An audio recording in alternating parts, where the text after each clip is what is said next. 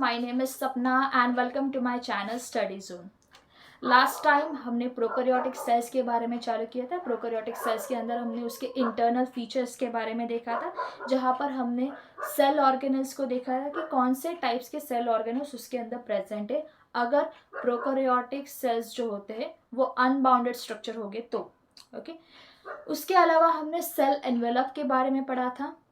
आज हम लोग यहाँ पर उसके एक्सटर्नल फीचर्स के बारे में पढ़ेंगे, which is regarding to the surface appendages. What it is? Surface appendages.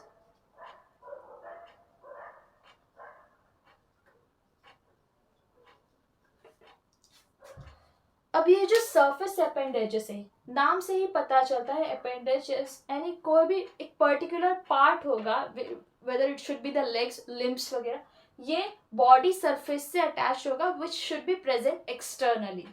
Okay, तो ऐसे जो सरफेस अपेंडेजेस जो सेल्स की बॉडी से अटैच्ड होते हैं विच इज डिवाइड. अगर हम लोग प्रोकैरियोटिक सेल्स की बात करें तो ऐसे 3 टाइप्स के सरफेस अपेंडेजेस होते हैं. The very first one is what? Flagella, then pili and then fimbriae. तो ऐसे 3 पार्ट्स होते हैं सरफेस अपेंडेजेस के लिए, फ्लैजेला, पिलाई एंड फिम्ब्रिए. फ्लैजेला जो होता है वो लोकोमोशन के लिए यूज किया जाता है. सेल को एक जगह से दूसरी जगह मूव करने के लिए, लोकोमोशन करने के लिए फ्लैजेला का यूज किया जाता है. दूसरा होता है पिलाई जो कि कॉन्जुगेशन के लिए यूज किया जाता है. और तीसरा होता है फिम्ब्रिए जो कि अटैचमेंट के लिए यूज किया जाता है. कोई भी रॉक हो या फिर कोई शीट वगैरह हो उससे अटैच करने के लिए फिम्ब्रिए का यूज किया जाता है. यानी कि जो हमारा, अगर फॉर एग्जांपल हमने एग्जांपल के तौर पर अगर बैक्टीरिया को लिया तो बैक्टीरिया को किसी पर्टिकुलर चीज से अटैचमेंट के लिए फिम्ब्रिए का हेल्प लेना पड़ता है, यानी कि फिम्ब्रिए वहां पर यूज्ड होता है. तो आज जो हमारा टॉपिक होगा वो फ्लैजेला का होगा. आज हम लोग फ्लैजेला के बारे में पूरी डिटेल इंफॉर्मेशन पढ़ेंगे, फिर हम लोग उसके बाद पिलाई और फिम्ब्रिए नेक्स्ट लेक्चर में देख लेंगे. तो बेसिकली जो फ्लैजेला है, जनरली जब भी हम लोग पर्टिकुलर प्रोकैरियोटिक्स हो, यूकैरियोटिक्स हो या फिर किसी एल्गल काइंड ऑफ सेल्स हो, जब भी हम एक ऑर्गेनिजम्स लेते हैं, मान लो अगर मैंने बैक्टीरिया लिया तो उसके आउटर रीजन पे कुछ ऐसा स्ट्रक्चर होता है. ओके, कुछ इस तरह का स्ट्रक्चर होता है, वेब लाइक स्ट्रक्चर्स होता है.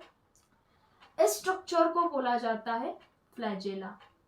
क्या बोला जाता है? फ्लैजेला. ये जो फ्लैजेला होता है वो सेल को मूव करने में हेल्प करता है. कोई भी टाइप का मूवमेंट हो, अगर सेल को न्यूट्रिशन चाहिए या फिर कोई टॉक्सिक काइंड्स ऑफ सब्सटेंसेस हो, सो उस चीजों के लिए इन्वायरमेंट में जो भी फैक्टर्स है उन फैक्टर्स के लिए सेल को मूव होना पड़ता है, जो इस फ्लैजेला के थ्रू मूव होगा. अब सेल्स, अगर बैक्टीरियल सेल्स की बात करें तो 2 टाइप्स के बैक्टीरियल सेल्स हो सकते हैं. या तो वो मोटाइल होंगे या तो वो नॉन मोटाइल होंगे. लेकिन इनका जो मोटिलिटी और नॉन मोटिलिटी जो केसेस है वो दोनों टाइप्स के बैक्टीरिया के अंदर आते होंगे. यानी कि ग्राम पॉजिटिव बैक्टीरिया में भी आ सकते हैं और ग्राम निगेटिव बैक्टीरिया में भी आ सकते हैं. तो ये जो मोटिलिटी होती है, इनका जो मूवमेंट होता है, मोटाइल मूवमेंट, ये इस फ्लैजेला के थ्रू आता है. तो आज हम लोग फ्लैजेला के डिटेल में पढ़ेंगे कि किस तरह से ये मूवमेंट फॉलो करता है. ओके, चलो.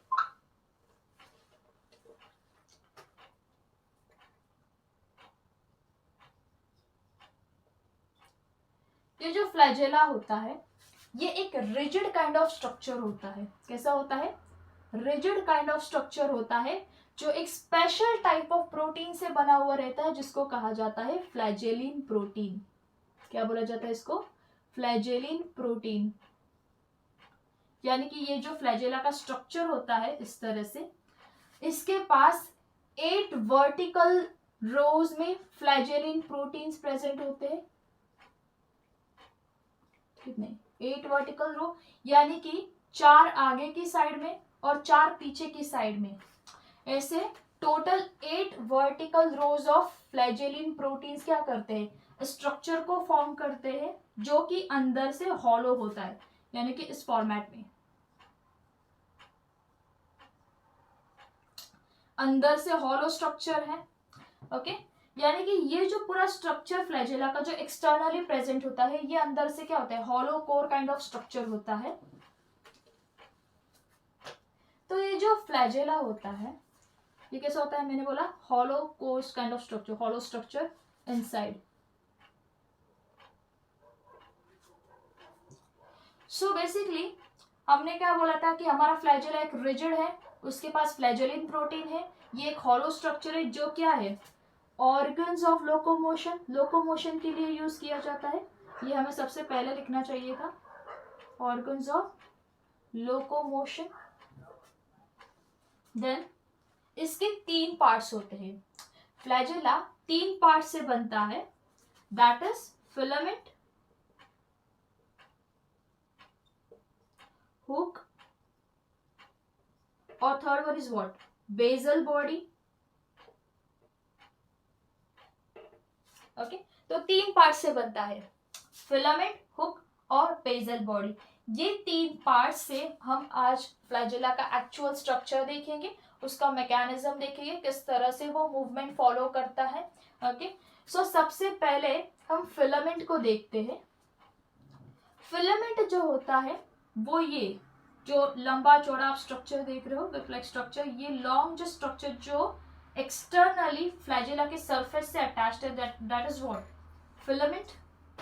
मेरा बैक्टीरिया थोड़ा गलत हो गया, या ये क्या होता है स्ट्रक्चर, ये एक्सटर्नली जो अटैच है दैट इज व्हाट, फिलामेंट, जो कि क्या होता है, एक लॉन्ग स्ट्रक्चर होता है।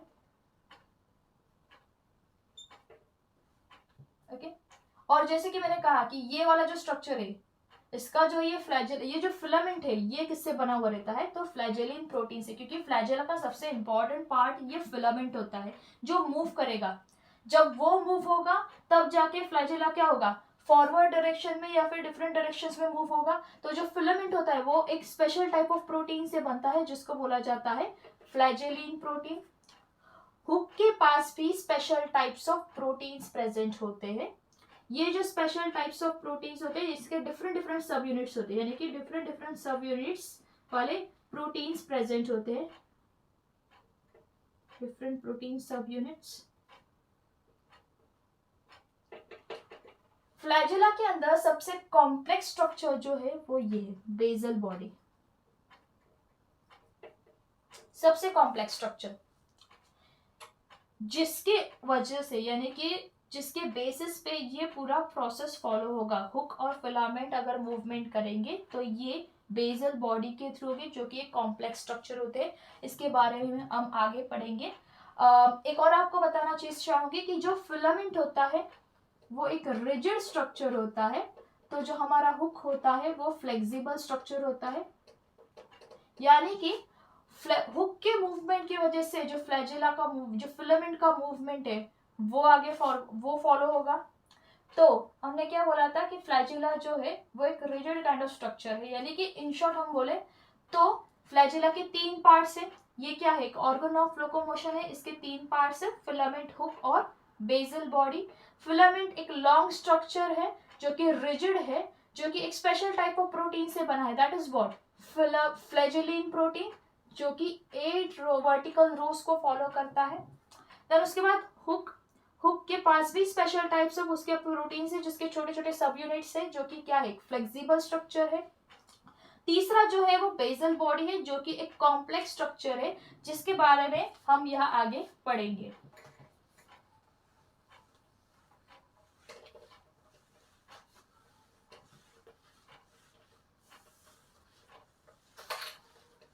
चलो, जो बेसल बॉडी होती है ये दोनों बैक्टीरिया के अंदर अलग अलग होती है। अब देखो, बैक्टीरिया 2 प्रकार के होते हैं, एक तो पॉजिटिव और दूसरा होता है निगेटिव। अब जो बेसल बॉडी होती है उसके पास 2 कंपोनेंट्स होते हैं। सबसे इंपॉर्टेंट चीज कि उसके पास एक मोटर होता है। क्या होता है, मोटर। इस मोटर के पास दो कंपोनेंट्स होते हैं.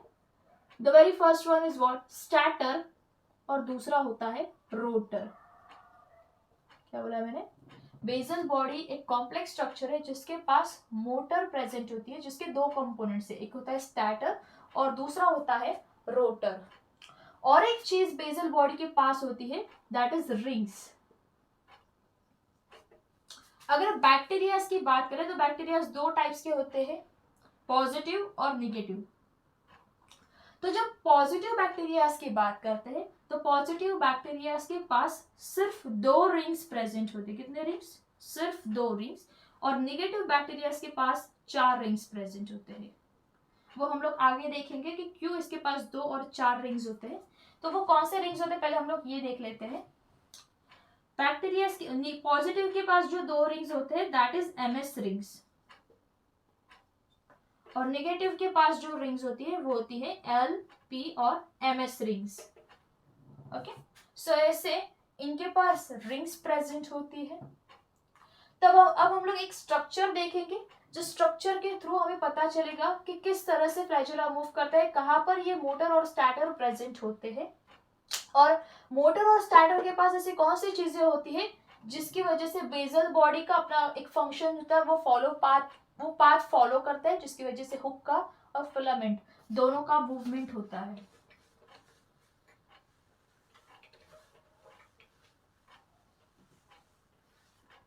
देखो, अब हमें ये तो पता है कि ग्राम पॉजिटिव और ग्राम नेगेटिव बैक्टीरिया करके कुछ होता है. अब ये जो ग्राम पॉजिटिव बैक्टीरिया होते हैं उसके पास तो दो ही लेयर होते हैं. एक होता है प्लाज्मा मेम्ब्रेन का और दूसरा होता है सेल वॉल का, जो कि पेप्टिडोग्लाइकेन का बना हुआ है. लेकिन ग्राम नेगेटिव बैक्टीरिया जो होते हैं उसके पास सेल वॉल का जो लेयर होता है उसके भी 2 लेयर्स प्रेजेंट होते हैं. एक होता है पेप्टिडोग्लाइकेन का तो दूसरा होता है लाइपोपॉलीसैकेराइड्स का. तो अब हम यहाँ पर जो स्ट्रक्चर बनाएंगे फ्लैजेला का वो ग्राम निगेटिव बैक्टीरिया का होगा.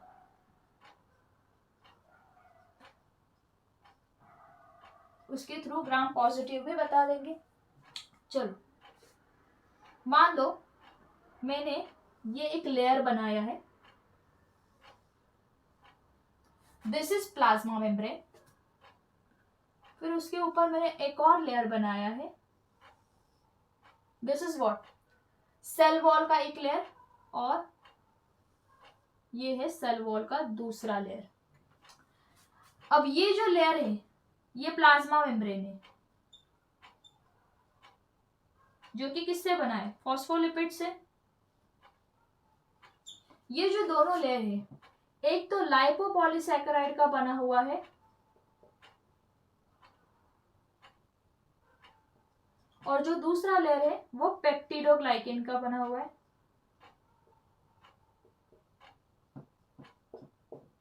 ओके, देखो, अब ये 3 लेयर बनाने के बाद हमें रिंग्स बनाना पड़ेगा. क्यों?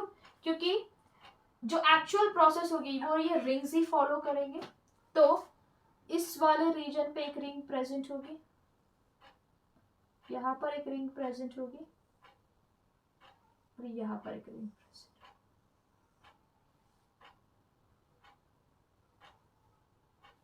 देखो, जो लाइपोपॉलीसैकेराइड यानी कि ये दोनों मिला के जो सेल वॉल बनाते हैं, इसका जो ये रीजन होगा यहाँ पर जो रिंग्स प्रेजेंट होगी उसको एल रिंग बोला जाएगा, क्योंकि ये लाइपोपॉलीसैकेराइड का लेयर है. पेप्टिडोग्लाइकेन का जो लेयर होगा वहां पर पी रिंग प्रेजेंट होगी, और जो प्लाज्मा मेम्ब्रेन है वहां पर 2 रिंग्स प्रेजेंट होगी, जिसको बोला जाएगा एमएस रिंग्स. क्या बोला जाएगा? MS rings. एमएस रिंग्स यानी एम यानी मेम्ब्रेन और एस का मतलब होता है सुप्रा मेम्ब्रेन. ये याद कर लो, मेम्ब्रेन यानी मेम्ब्रेन और सुप्रा मेम्ब्रेन. ऐसे क्या होती है? एमएस रिंग्स यहाँ पर प्रेजेंट होती है. उसके बाद नीचे का जो लेयर होता है, अब हमें पता है कि प्लाज्मा मेम्ब्रेन का जो नीचे वाला लेयर होता है वो तो साइटोप्लाज्म लेयर होता है. तो साइटोप्लाज्म के पास भी 3 टाइप्स ऑफ प्रोटीन्स होती है जो क्या करेंगी? रिंग्स फॉर्म करेंगी, जिसको सी रिंग्स बोला जाएगा. तो यहाँ पर हम बना लेते हैं.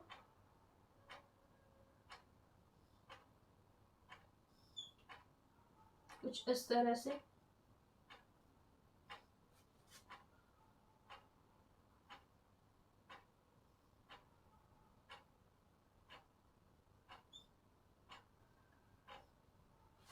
ओके, कुछ इस तरह से ये रिंग्स होगी, जिसको क्या बोलेगा, फ्ली जी, फ्ली एम और फ्ली एन। ये तीनों प्रोटीन्स मिला के क्या बनाएगी, सी रिंग। ओके, अब ये जो सारी रिंग्स है, ये जो तीनों रिंग्स है, इन तीनों रिंग्स को एक रॉड से जॉइन करना पड़ेगा, कुछ इस तरह से होगा।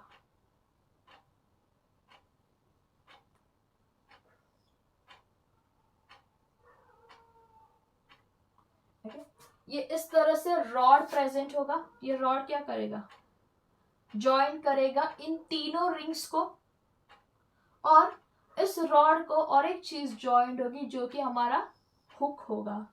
इस हुक को आगे जॉइंट होगा ये फिलामेंट। ओके, तो ये स्ट्रक्चर नॉर्मल था, क्या बोला मैंने, LPMS रिंग्स थी। यहाँ पर 3 स्पेशल टाइप्स ऑफ प्रोटीन्स है जो मिला के क्या बनाते हैं, सी रिंग्स बनाते हैं। ओके, सो जो हमारा जो 2 कंपोनेंट्स थे, हमारा जो मोटर के 2 कंपोनेंट्स थे, एक क्या था, स्टार्टर, और दूसरा था रोटर।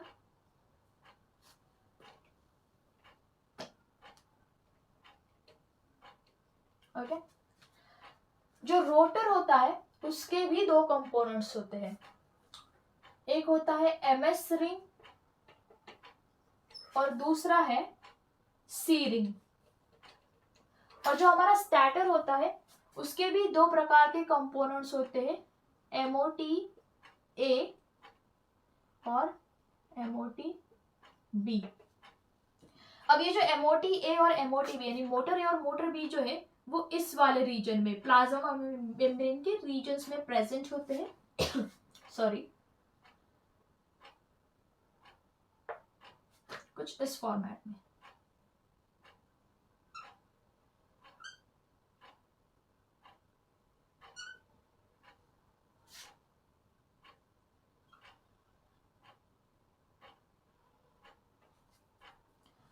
अब देखो, ये जो वाला रीजन था ये क्या था, फॉस्फोलिपिड का लेयर रीजन, फॉस्फोलिपिड का रीजन है। ओके, प्लाज्मा मेम्ब्रेन का रीजन है, या कि इसका मतलब कि यहाँ पर फॉस्फोलिपिड्स के प्रोटीन्स प्रेजेंट होगा, लेयर्स प्रेजेंट होगा। ओके, ये क्या होगा, this is B and this is A, यानी कि मोटर बी और मोटर ए। जो छोटा वाला है वो मोटर ए और बड़ा वाला है वो मोटर बी। तो इस तरह से ये एक एक्चुअल फ्लैजेला का स्ट्रक्चर बनता है। ओके, ये जो रीजन होता है इस रॉड से लेकर नीचे का, ये पूरा बेसल बॉडी का स्ट्रक्चर है। इसके ऊपर ये वाला जो रीजन होता है ये हुक रीजन होता है, and this is what, filament. This whole structure is what, basal body.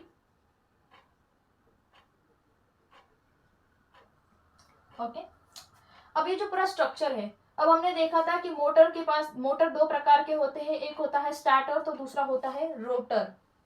Okay, जिसमें क्या होता है कि स्टार्टर के पास 2 चीजें होती है, एक होता है मोटर ए और मोटर बी, और रोटर के पास भी 2 चीजें होती है, यानी कि MS rings.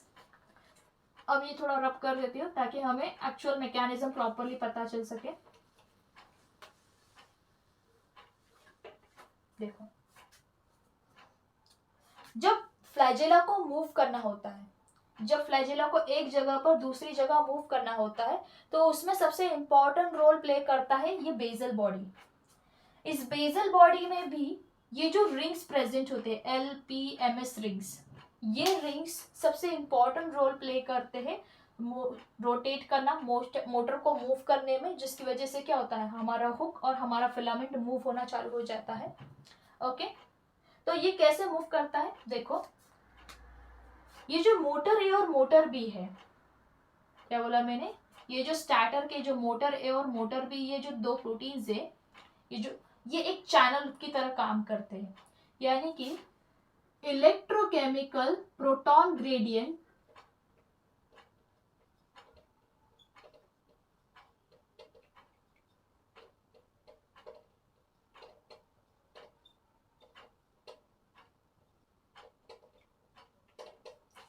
Electrochemical proton gradient जब पावर सप्लाई करता है, क्योंकि उसके पास पावर सोर्सेस है, तो जब पावर सप्लाई करता है तो प्रोटॉन्स जो होते हैं एक रीजन से दूसरे रीजन्स में पास होते हैं। अब वो रीजन्स कौन से होते हैं देखो, this is the plasma membrane का region and this is the cell wall का रीजन। इसके बीच में जो ये रीजन्स प्रेजेंट है दैट इज पेरिप्लाज्मिक रीजन। क्या बोला जाता है उसको? पेरिप्लाज्मिक रीजन, पेरिप्लाज्मिक स्पेस भी बोल सकते हैं। तो यहां से ये जो नीचे वाला रीजन है प्लाज्मा मेम्ब्रेन के, ये जो नीचे वाला रीजन है, इस रीजन में जाने के लिए साइटोसोल, ये क्या होता है? साइटोसोलिक रीजन, यानी कि पेरिप्लाज्म से साइटोसोलिक रीजन के थ्रू पास होने के लिए ये बीच में जो प्लाज्मा मेम्ब्रेन है, इस प्लाज्मा मेम्ब्रेन के पास ये दो टाइप्स ऑफ मोटर है, motor A and motor B.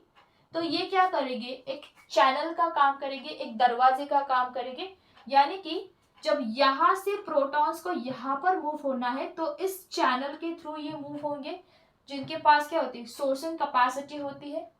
Okay, so periplasmic space से साइटोसोलिक रीजन में पास होते हैं protons through which channel? Motor A and motor B channel. क्या पास होंगे? प्रोटॉन्स। तो जब यहां से यहां प्रोटॉन्स पास हो गए तो टॉर्क जनरेट होगा, क्योंकि फ्री एनर्जी रिलीज होना चालू हो गया। ओके, जब प्रोटॉन्स पास हो गए तब क्या होगा? टॉर्क जनरेट होगा, और टॉर्क जनरेट होने की वजह से जो हमारा फ्लैजेला जो है वो मूव करना चालू हो जाएगा। जो एक्चुअल मैकेनिज्म है वो अभी तक बुक में दिया गया है, जो बेसल बॉडी का एक्चुअल मैकेनिज्म जो होता है, कहाँ से शुरू होता है वगैरह, वो एग्जैक्टली डिस्कवर नहीं हुआ है अभी तक। लेकिन स्टिल ऐसे कुछ थियरी कॉन्सेप्ट जो बुक्स में मेंशन की गई है कि जो electron proton gradient, electrochemical proton gradient जो है वो क्या करता है? एनर्जी, पावर सोर्सेस सप्लाई करता है, और ये पावर सोर्सेस पेरिप्लाज्म से साइटोप्लाज्मिक रीजन तक इस चैनल के थ्रू पास होता है, जो कहाँ पर प्रेजेंट होता है? प्लाज्मा मेम्ब्रेन के रीजन में। जब ये यहाँ से पास हो गए तो टॉर्क जनरेट होगा। टॉर्क यानी कि क्या? कि एक्सिस पे अगर कोई ऑब्जेक्ट रखा हुआ है तो वो सर्कुलर मूव करेगा। जैसे मान लो कि ये जो रीजन है रॉड, इस रॉड पे जो ये रिंग्स है ये क्या हो रही है? मूव हो रही है। जैसे मूव होना चालू हो जाएगी, हुक भी अपने आप मूव करेगा, और हुक के मूवमेंट की वजह से जो हमारा रिजिड फिलामेंट है वो भी मूव होना चालू हो जाएगा। ओके, तो इस तरह से फ्लैजेला का मूवमेंट रहता है। फ्लैजेला का मूवमेंट में सबसे इंपॉर्टेंट रोल ये मोटर ए और मोटर बी फॉलो करते हैं। जब हमको फ्लैजेला का डायरेक्शन चेंज करना है तब ये सी रिंग्स काम आती है, जो कि क्या? स्विच कॉम्प्लेक्स की तरह काम करती है। स्विच कॉम्प्लेक्स, या फिर हम इसको मोटर स्विच भी बोल सकते हैं।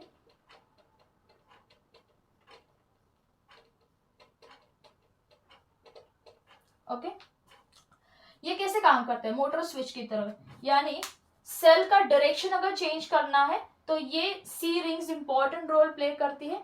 उसका डायरेक्शन एग्जैक्टली कैसे होता है, किस तरह से डायरेक्शन मूवमेंट होता है, वो हम लोग आगे के फॉर्मेट, आगे के टाइप्स में देखेंगे। ओके, तो ये आपको आई होप समझ में आ गया होगा कि 4 रिंग्स होते हैं जब हम लोग ग्राम निगेटिव बैक्टीरिया की बात करते हैं। तो मैकेनिज्म में क्या होता है? जब electrochemical proton gradient proton produce करते हैं, यानी कि फ्री सोर्स ऑफ एनर्जी जो रिलीज करता है, वो पेरिप्लाज्मिक रीजन से साइटोसोलिक रीजन में पास होता है through this channel, motor A and motor B channel. Okay, जिसकी वजह से क्या होगा? टॉर्क जनरेट होगा, एंड टॉर्क जनरेट होने की वजह से फ्लैजेला का मोशन चालू हो जाता है, फ्लैजेला मूव करता है, जिसकी वजह से क्या होता है? सेल जो है एक पर्टिकुलर डायरेक्शन में मूव होता है।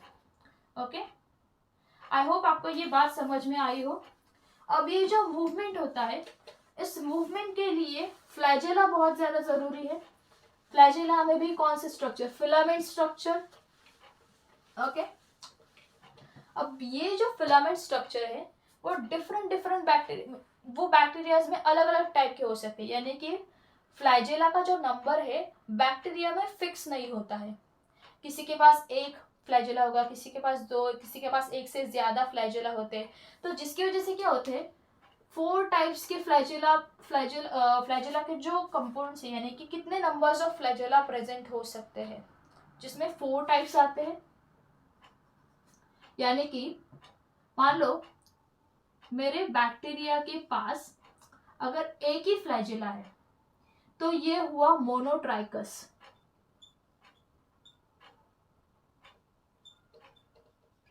मोनो यानी कि एक, और ट्राइकस का मतलब होता है हेयर। ओके, अगर मेरे पास एक से ज्यादा हो यानी कि दोनों एंड पे दो हेयर हो, हेयर लाइक स्ट्रक्चर होगा, दो फ्लैजिला प्रेजेंट होगा, तो ये क्या होगे? एम्फीट्राइकस, यानी कि दोनों साइड में प्रेजेंट है। अगर जो मेरा फ्लैजिला है वो एक साइड में, बहुत सारे फ्लैजिला अगर एक ही साइड में प्रेजेंट है, कभी कभी अगर दोनों भी साइड में प्रेजेंट है, अगर वो क्लस्टर फॉर्म कर रहे हैं, वो एक साथ आके क्लस्टर्स फॉर्म करेंगे, तो उसको बोला जाता है लोपोट्राइकस। और अगर मेरा फ्लैजिला बैक्टीरिया के पूरे बॉडी सरफेस पे प्रेजेंट है तो उसको बोला जाता है पेरिट्राइकस।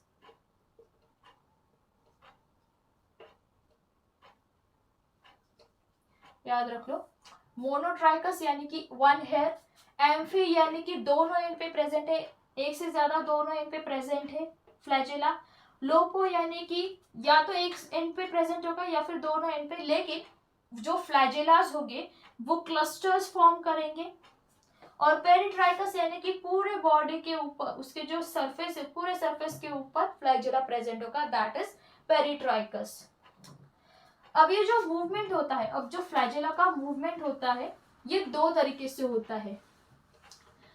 यानी कि जो हमारा एक्चुअल क्वेश्चन था कि फ्लैजिला लोकोमोशन कैसे करता है, वो मूवमेंट कैसे करता है, तो सबसे पहले तो रीजन पता होना चाहिए कि फ्लैजिला लोकोमोशन क्यों करता है।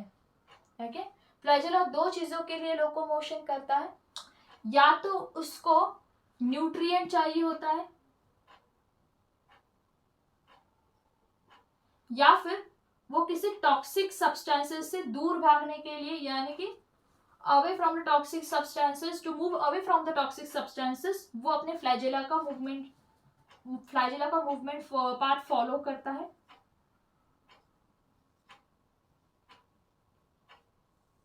ओके, सो इन दो चीजों की वजह से क्या होता है, फ्लैजिला का मूवमेंट होता है, जो कि दो प्रकार के मूवमेंट होते हैं, एक तो रन और दूसरा होता है टम्बल। ओके, जो फ्लैजिला का मूवमेंट होता है वो दो तरीके का होता है, एक होता है रन और दूसरा होता है टम्बल। तो अभी हम लोग देखते हैं प्रॉपर तरीके से। मान लो कि मेरे फ्लैजिला को नॉट अ फ्लैजिला, मेरे बैक्टीरिया को आगे मूव करना है, तो मेरा ये जो फ्लैजिला है ये एंटी क्लॉकवाइज डायरेक्शन में मूव, यानी कि काउंटर क्लॉकवाइज डायरेक्शन में मूव करेगा। क्यों? क्योंकि जो हमारा फ्लैजिला है वो एक रोटेटरी नेचर का है। रोटेटरी नेचर का यानी कि इसके पास दो टाइप्स के रोटेशन हो सकते हैं, या तो ये क्लॉकवाइज मूव करेगा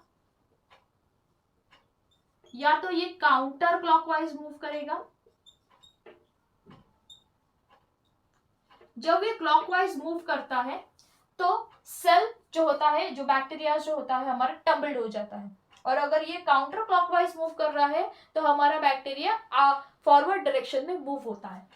देखो कैसे, मान लो कि मेरा ये बैक्टीरिया का जो फ्लैजिला है ये counter clockwise on this direction, यानी कि घड़ी के उल्टे डायरेक्शन में, घड़ी के कांटों के उल्टे डायरेक्शन में मूव कर रहा है, तो मेरा बैक्टीरिया जो होगा वो फॉरवर्ड डायरेक्शन में मूव करेगा।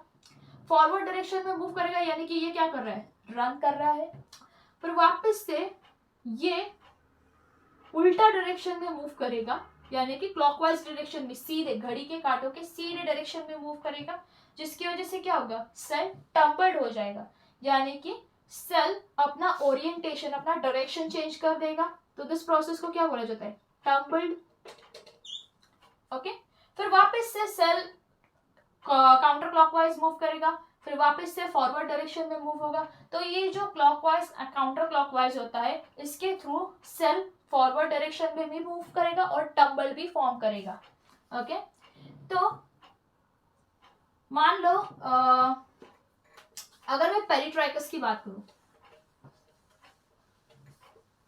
पेरिट्राइकस में क्या होता है, जो मेरा बैक्टीरिया का सेल है, जो मेरा बैक्टीरिया है उसके पास बहुत सारे हेयर्स है, हेयर्स नहीं बोल सकते हम लोग, फ्लैजेला बोलेंगे, बहुत सारे फ्लैजेलास है। ओके, अब मेरा जो फ्लैजेला मूव होगा फॉरवर्ड डायरेक्शन में, तब ये जो मेरा